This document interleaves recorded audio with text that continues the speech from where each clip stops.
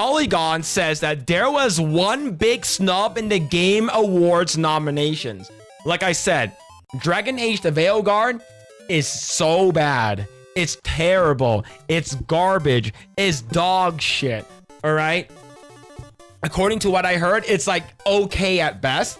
And they're pissed off that it didn't even get Game of the Year nomination. To be honest, it's this character's fault. This Canary right over here, the gay, non-binary, weird-looking motherfucker, this is the one that ruined everything, all right? If this character was completely removed from the game would have been okay. The game would probably have been a lot better, in my opinion. I didn't play the game. I watched people play the game. I would never buy this game. I would never buy anything from BioWare. I don't care how hot the old girls are from freaking Mass Effect are. I don't care. This game will ruin it for me. I will never go back to the older games to play it. Okay? But Polygon is pissed. The Game Awards aren't known for much in the way of shock and surprise, and so it proved with the 2024 nominees, a fairly well-rounded list in which most of the year's best reviewed and best loved games got some love. But there is one title very striking for its almost complete absence. Let's go! You love to see it, man. Out with the woke. Get that shit out of there. Oh my god. The Game Awards voting jury snubbed BioWare's latest game in the series. No, it didn't. It got nominated for the best accessibility. All right? Best accessibility. All right? Stop coping and seething and just accept it. It's a surprise as a narrative-led blockbuster in a famous series of slick production values, Dragon Age the Veilguard. It's exactly the kind of game that tends to do well at the Game Awards. Not this time, bitch. Its predecessor, Dragon Age Inquisition, won Game of the Year in the Game Awards inaugural year 2014. Well, the thing is, Dragon Age Inquisition and Dragon Age Origins are actually good games. They didn't virtue signal to the fucking fans. And especially the non-binary trans group, right? And a lot of people was like, oh, if you didn't like the mastectomy scars, you don't need it. I'm like, if you don't like the non-binary, you don't like the pronouns, you don't have to use it. The fact that it's in the game, the fact that the stupid parts with the hot characters, was it Isabella, whatever, the one with the big tits, like start doing push-ups because they misgendered someone and you can't skip it? Look, people are saying, whoa, Baldur's Gate 3 is woke. Yeah, Baldur's Gate 3 is woke. But is that the narrative? No, it is not the narrative. Bear sex, is it part of the main story? Absolutely not. You have to go out and find the bear sex. You have to go romance the freaking druid. For this game, it's shoved right down your throat and in your dick. Nobody wants transgender shit and fluids on their dick, all right? Nobody wants it, especially that Trump is now, you know, president-elect, and he's gonna be, you know, he's already nominated, and it's just, a lot of the woke stuff are just gonna go away now. And the thing is that you're gonna see a lot of games journalists like this person gonna be extremely upset over it, right? And they're gonna be so mad. They're gonna be so mad. I'm so happy.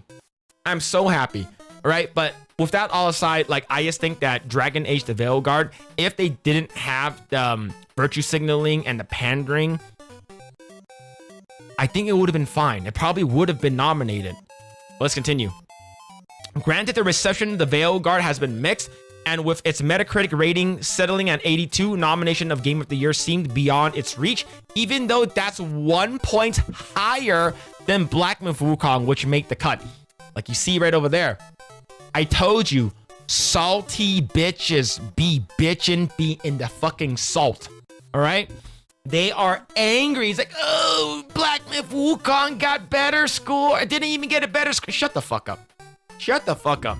More tellingly, though the Veilguard did not score nominations for Best Narrative or Performance, two areas where BioWare games tend to excel, and which are less reviewed and dependent, it also missed out on the Best Role-Playing Game because it sucks.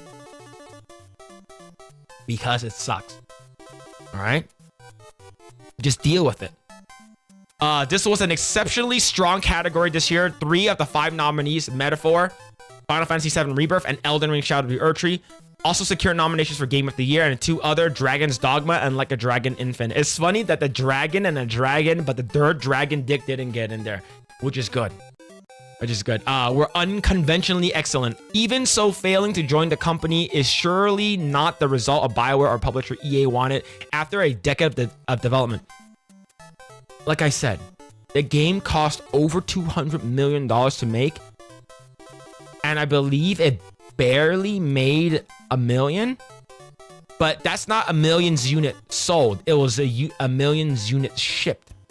According to what I heard, it made a little bit over or just over 300 to 400 copies sold, I believe. Not made, but it basically sold 300 to 400,000. If I said million, I'm sorry, 300 to 400,000 copies sold. And I heard there's a lot of returns, and it's only 1 million units shipped, 1 million units moved. So that's really bad, dude. Like, you just accept that you made a shitty ass game. And Polygon needs to accept that too. Let's see, were there any other stuff? Perhaps a few minor ones. It was surprised not to see much loved EA Sports College Football 25 score a nomination in the sports and racing category. Although this might be down to the broad international makeup of the jury, the sim strategy game category is missing 2 games with passionate fan bases, Satisfactory and Tactical Breach Wizards, each of which might have taken a slot, the Age of Mythology remake, for example. But this was a very strong category this year. But I would have loved to see Zelda, Legend of Zelda Echoes and Wisdom nominated for fabulous music. The fact that Senhua Saga Hellblade got nominated way more is insane.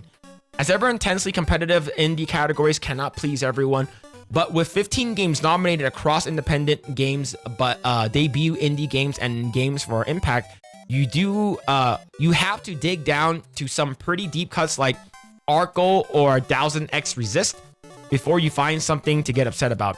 Other surprises, I don't think anybody saw 4 nominations coming for Senhua Saga's Hellblade 2. The game has all but disappeared from discourse since its release in May. This game is a Nuttenburger.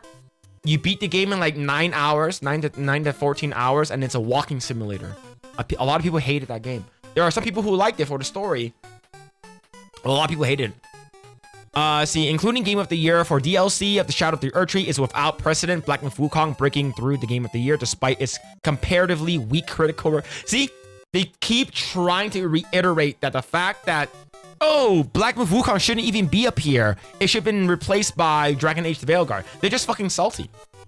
As the 5 nominations, a one-man band card, Balatro. At the end, though, there's not much in the set of nominees to ruffle any feathers outside of BioWare's office status. Now, they keep saying Black Myth Wukong was really bad. Let's see it again, right over here. Metacritic score of 81. And then overall generally favorable of 8.3. Okay, pretty good. That's a B. Let's check out Dragon Age Veilguard. Metacritic score 82. What about the user?